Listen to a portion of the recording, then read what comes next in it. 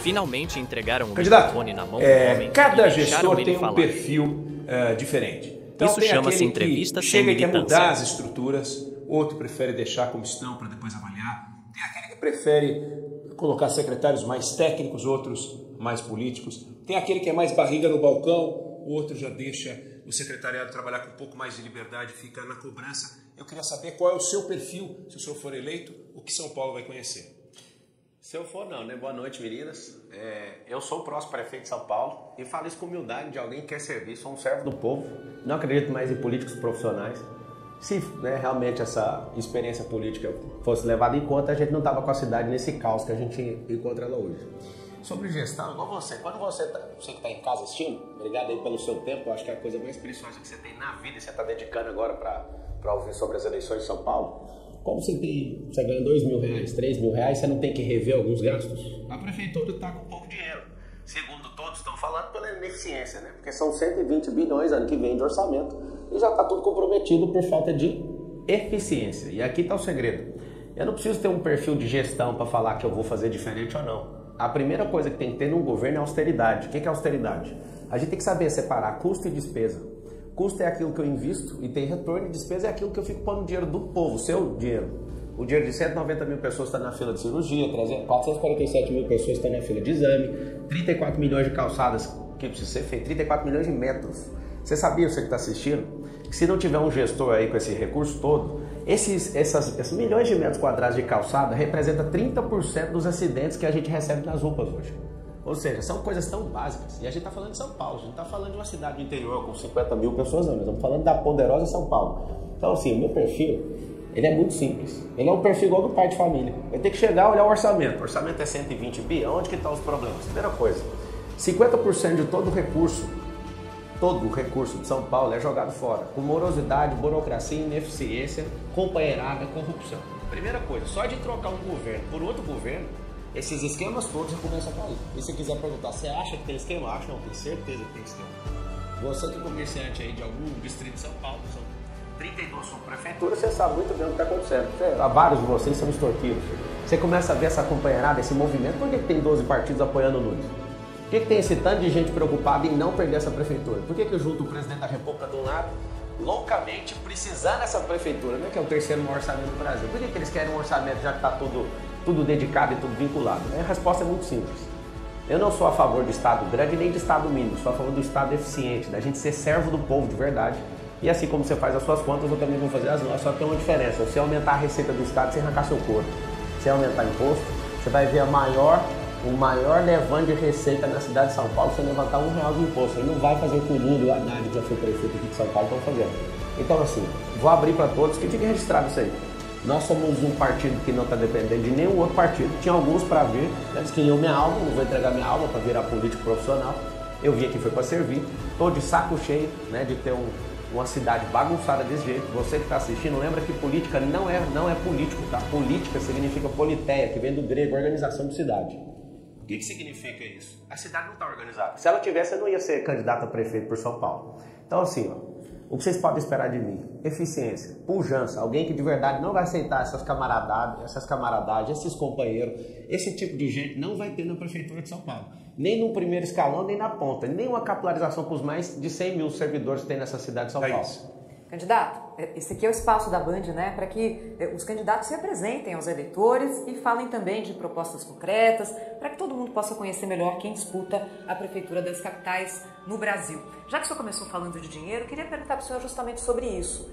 Dois impostos hoje estão, digamos, nas mãos da prefeitura, não é? O ISS e o IPTU. O ISS daqui a pouco muda com reforma, mas por enquanto é uma deliberação municipal. O senhor fala de aumento de arrecadação sem aumentar impostos. Queria entender como é que o senhor vê esses dois setores de arrecadação e como aumentar a arrecadação sem mexer na carga tributária. Eu sei que usou a palavra, desculpa, aumentar a arrecadação. Eu falei aumentar o ativo. A arrecadação do imposto hoje por políticos profissionais é só aumentando no seu lombo, é só fazendo você virar um burro de carga. No Brasil Império, a gente tinha 20% de imposto e as pessoas chamavam aquilo de o quinto dos infernos. Hoje a gente paga 43% de carga tributária, aqui em São Paulo tem impostômetro e lá está marcando 2 trilhões.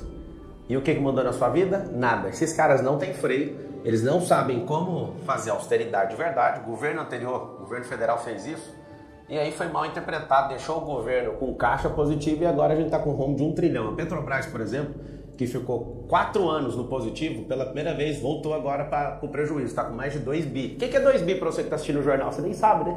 Você não sabe de onde sai esse tanto de dinheiro. Deixa eu contar um segredo para vocês, não existe dinheiro público. Para construir ativo, a primeira coisa que o prefeito tem que fazer, coisa que o atual não faz, é buscar verba em Brasília. E nem estou falando de presidência da República. Nós temos 70 deputados federais que têm emendas impositivas e eles levam a maioria dessas emendas para onde? Para o interior de São Paulo. A gente precisa dividir um louvor com eles, porque tem 12 milhões de pessoas na cidade. Uma forma de levantar a receita na cidade sem levantar imposto é fazer o quê? Trazer obras e dividir um louvor dessas obras com quem está trazendo a emenda. Quem vota junto com o governo, por exemplo, pode chegar em um mandato de 4 anos até 500 milhões de reais de emenda, pra você ter uma noção. Então, eu sou um cara bom de relacionamento e vou fazer com que esses deputados injetem esses dinheiros aqui. Uma outra forma é a gente usar a inteligência da prefeitura e construir empresas que são ativas de tecnologia. Nenhum prefeito do Brasil fez isso até hoje, eu vou ser o primeiro prefeito a fazer isso para o povo. O que é?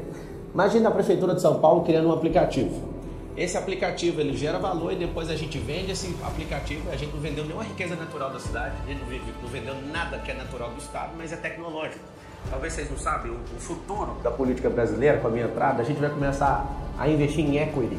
No mundo empresarial, para vocês entenderem, a gente constrói um ativo de uma empresa e vende ela 25, 30, 50 vezes mais o valor que a gente investiu. O que significa isso? Você imagina o Estado usando o poder de imposição que ele tem. Eu vou falar de modo claro para você que está assistindo. Sabe o aplicativo do Uber que é de fora? A gente fica mandando dinheiro para fora, sendo que a gente pode pôr o nosso próprio aplicativo, cobrar mais barato das pessoas que são da nossa cidade, gerar um ativo com isso e depois colocar uma regulamentação que só pode operar naquele percentual. E depois a gente vende para a empresa privada. A gente vende por alguns bilhões e faz o que com esse dinheiro? Coloca ele dentro do caixa da prefeitura. Só que as pessoas na gestão pública, elas odeiam esse tipo de ideia. Por quê? Porque elas vão parar de ter que arrancar do lobo das pessoas. É a primeira vez que você que é de São Paulo está ouvindo um político. Eu sou uma política nova, um político moderno. E eu quero que você entenda uma coisa. Dá para fazer isso. Dá para parar com guerra com o governo federal. Depois que acaba a eleição, na eleição você fala o que você quiser. Acabou a eleição, você chega no presidente da República e fala, preciso da sua ajuda. Nós temos um presidente da República, que também é de São Paulo. Ele passou a vida dele inteira aqui e eu vou pedir ajuda para ele. Vai ter ligações minhas por 208 vezes no mandato para ele. 208 semanas, para você saber, é um mandato inteiro, dá 1.460 dias. Você vai viver trabalhando o tempo inteiro, então vai ter receita sem poder ganhar de imposto também. Sabe o que vai acontecer? Nós vamos equilibrar essas contas, nós vamos servir vocês como nenhum outro político serviu e vai ter um fator. Pela primeira vez na cidade de São Paulo, você vai ver alguém baixando imposto. Essa máfia de multa que tem nessa cidade é um absurdo. Tem coisas que a gente vai pôr para resolver quando eles perguntaram sobre trânsito, que quando eu provar para vocês que dá para resolver, vamos parar com esse pedágio. Sabe por quê? Pedágio. Ah, mas isso é do governo do estado. Nada que um prefeito bem intencionado não coloque pressão vai funcionar. Vai funcionar sim.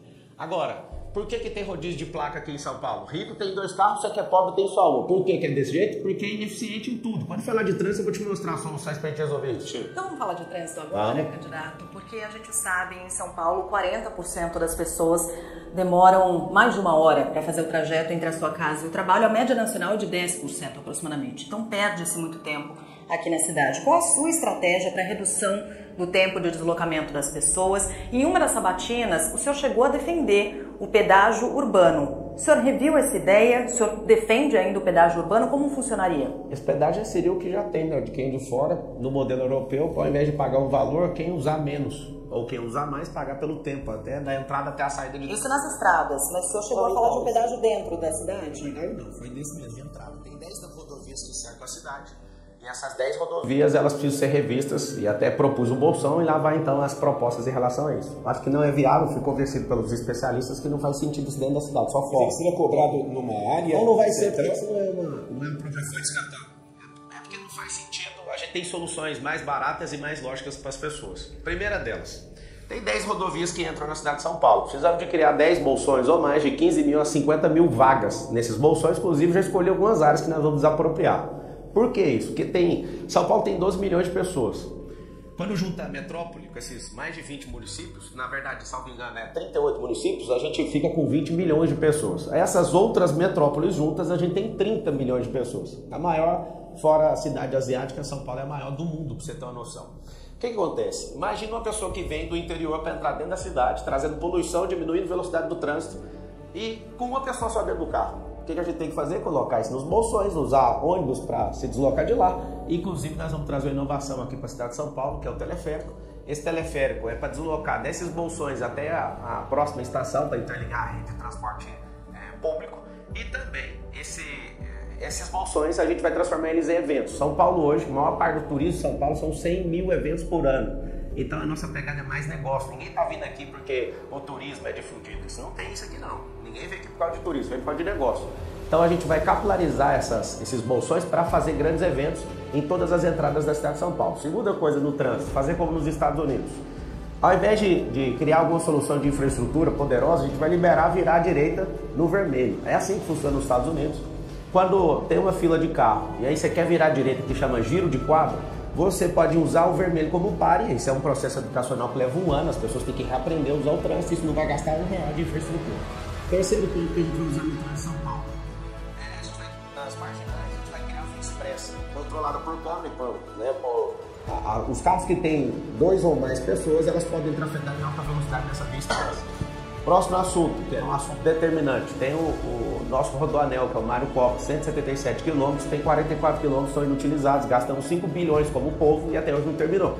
Se é uma obra do Estado, mas o prefeito, para você entender, se ele for contra o governo, não libera, nada acontece aqui dentro. Se ele for a favor, acelera, então eu vou cobrar isso todo dia.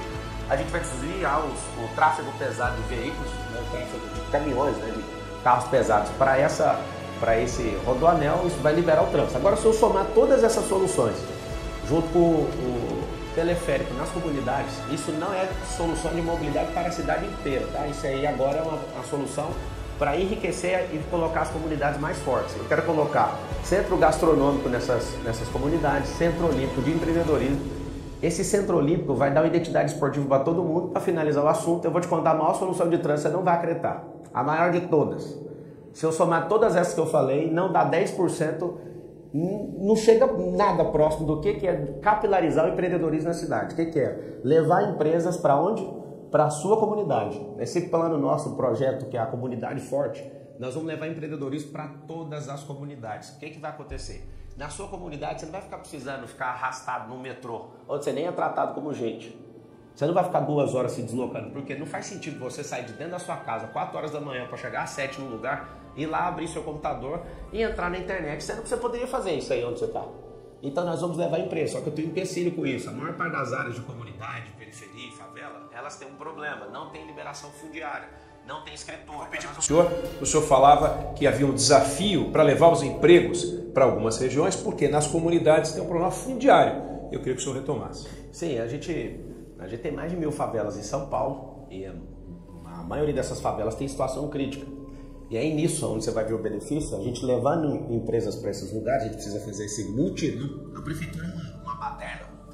E isso me deixa bem alegre e vou falar por quê. Não torcendo contra quem está aí na administração, mas porque vai ter um trabalho muito bom de organização e eu gosto de mexer com isso. A prefeitura hoje, para vocês terem uma noção, tem 40 mil imóveis. E a maioria sem destinação nenhuma. Aí você imagina o que hoje a gente fica vendo algumas pessoas acreditando em balela de Guilherme Boulos, que fica falando que vai arrumar casa para alguém. Vou fazer um desafio para você que mora em São Paulo. Pega as emendas do Guilherme Boulos e vê alguma que ele construiu alguma casa, com alguma emenda dele que construiu alguma casa na cidade de São Paulo. Só acha uma. Eu desafio todos vocês que acreditam nessa lorota, tem gente que tá há 15 anos, 20 anos, 10 anos esperando um imóvel e não vai ter. Por quê?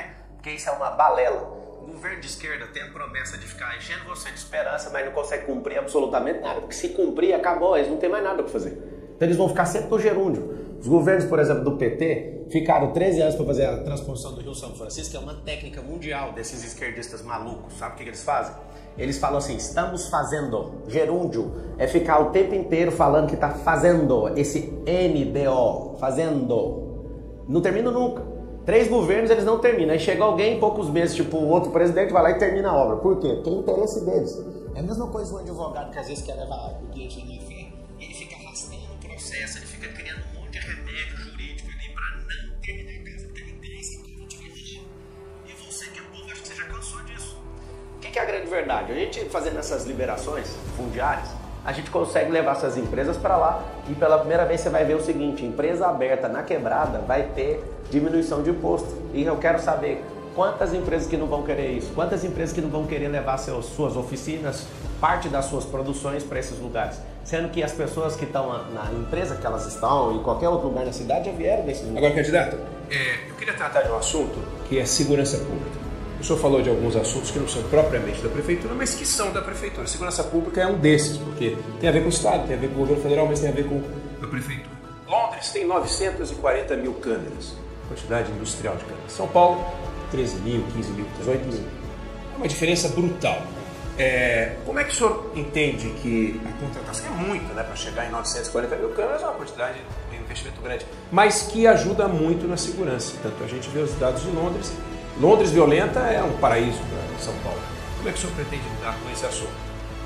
A primeira coisa de segurança é lembrar para todo mundo aonde está escrita na nossa promessa de segurança.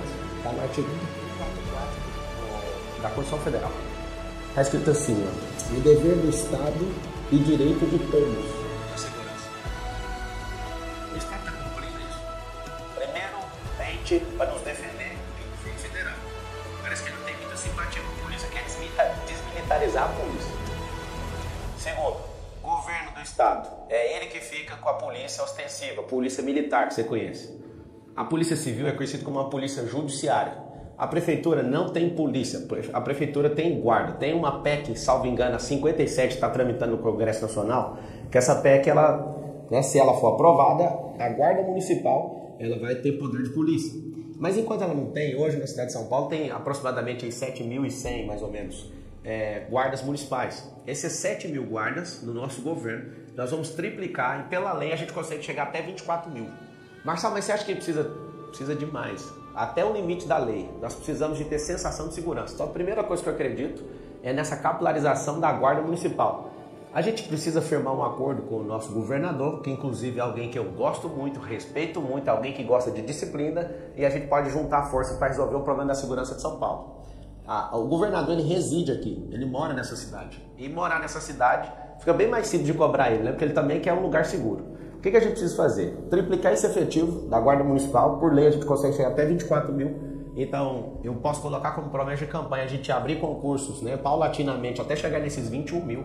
Por quê? Porque você imagina um guarda na rua, nas escolas, nos comércios. Quando a gente começar a aumentar e entregar esses concursos públicos, a gente vai começar a capilarizar nos distritos que são praticamente residenciais até chegar aí na comunidade. Candidato, hoje parte da Guarda Municipal usa armamento pesado, houve inclusive compra de fuzis. O senhor defende a continuidade dessa política? Se você não tiver armamento pesado, o que o crime organizado vai fazer em São Paulo? É uma pergunta que eu te faço. Precisaria da guarda ter fuzil? Não precisaria, desde que aqui não tivesse um crime organizado. Presta atenção você que está assistindo, o crime é organizado e a prefeitura é bagunçada. O que você espera disso? Um crime organizado atropela uma cidade inteira, é isso que está acontecendo. Cada 3 pessoas da cidade de São Paulo, uma já foram assaltadas. Uma já foi assaltada. O que significa isso? Você vai ser o próximo, se você não tiver coragem de assumir um novo ambiente político nessa cidade. A verdade é o seguinte, quando você tocou no assunto das câmeras, tem muitas câmeras em Londres. Só que elas são efetivas? As pessoas que estão na gestão disso são de fato efetivas? Vou te dar uma solução da Califórnia que eu vi funcionando, eu uso na minha segurança pessoal e a gente vai aplicar na cidade de São Paulo. Não precisa de tantas câmeras, precisa saber que tem inteligência nessas câmeras. Se você colocar análise preditiva com inteligência artificial nessas câmeras, você que está assistindo sabe o que significa? Imagina uma câmera que filma e sozinha fica detectando um comportamento suspeito. Não interessa a cor da pele da pessoa. O que interessa é qual o comportamento que ela está indo. Se você começa, isso aí chama pré-crime. Ao invés da gente ficar louco indo atrás de bandido, a gente tem que mostrar para todo mundo que tem alguém vigiando. Ter uma câmera ligada sem um sensor de inteligência artificial não adianta nada. Então nunca precisa chegar nesse stand de câmera. Segunda coisa, se essa câmera detecta comportamento suspeito desse pré-crime, o drone sai de cima de um prédio. Claro, gente, nós vamos testar isso primeiro no distrito, mais violento da cidade de São Paulo é Pinheiros, distrito de Pinheiros. São 96 distritos. Funcionou no distrito, a população gostou, sentiu segurança daquilo, vamos para o segundo. Você sabe como é que as coisas funcionam no setor privado e a gente precisa testar no setor público? O setor público é uma vergonha, eu vou te falar por quê. Porque tudo que vai ser testado é testado de uma vez só, fazendo contrato de 20 anos de concessão para alguém. Esse cara fica 20 anos comendo o dinheiro do povo e ninguém sabe se isso é bom ou se é ruim. A gente precisa fazer teste, claro, de acordo com a lei, fazer o teste, o mínimo viável daquele teste, e aí a população aprova, faz uma pesquisa de opinião em relação a isso, Aprovou? Vamos expandir para a cidade. O problema é que esses caras, esses companheiros aí, estão só querendo acabar com o dinheiro público, só fechando grandes contratos. Eles não pensam na consequência disso. Então, para finalizar a resposta, se tem essa análise preditiva, não precisa de ter esse tanto de câmera que você falou igual em Londres, porque Londres, tendo, já é ruim. Então tá faltando pré-crime isso aí. Tem o pré-crime, viu que tá com comportamento suspeito? Imagina um drone descendo de cima de um prédio e alertando aquela pessoa. Imagina essa sensação de segurança num distrito aí. Aprovou? Vamos para 2, vamos para 3. Falta só 90 impostos agora para a gente concluir isso. Então aumentar, triplicar o efetivo. Nós precisamos de, ao invés de colocar 2 guardas num carro, colocar um guarda por carro. Pelo amor de Deus, a gente tem que colocar esses carros aí que não dá nem para andar, ninguém respeita isso. Tem que ser no modelo norte-americano, que o carro é um escritório. A gente precisa de ter tipo um xerife. Eu serei xerife dessa cidade, vocês podem contar com isso. Quero passar para a área da educação agora, candidato. Atualmente em São Paulo, 38% das crianças terminam o segundo ano alfabetizadas.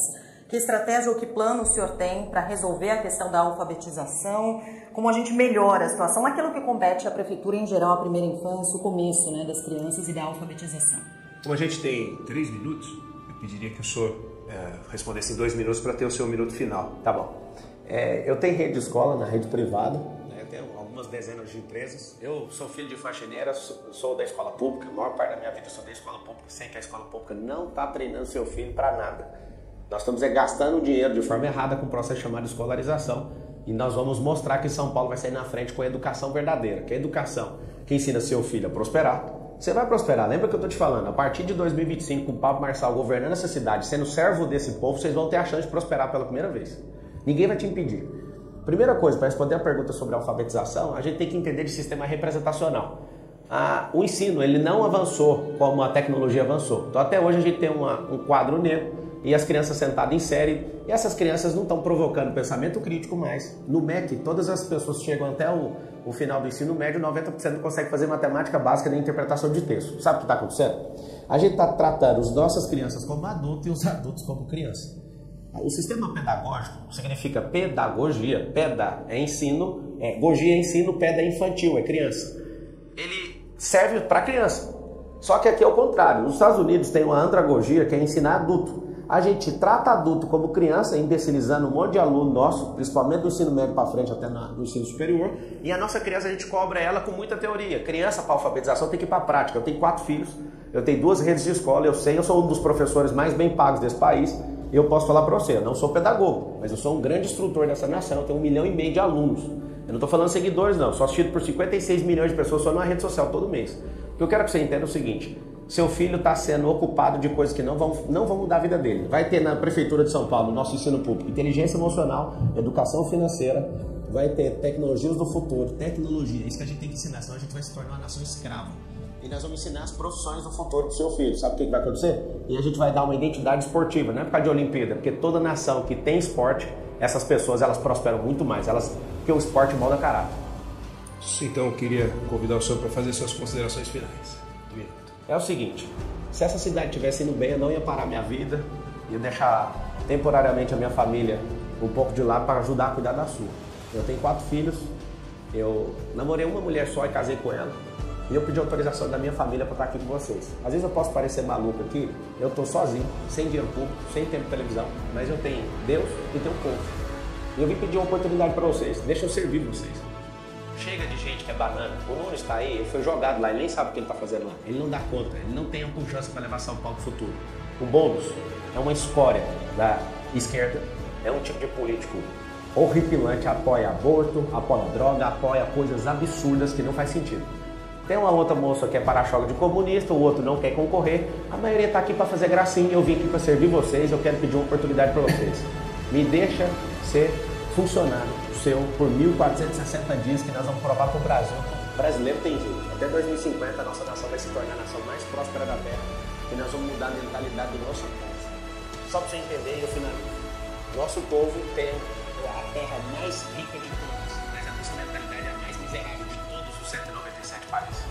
É um computador de uma última geração com Windows 95 instalado, não dá para rodar nada. Nós vamos mudar a mentalidade a partir da escola.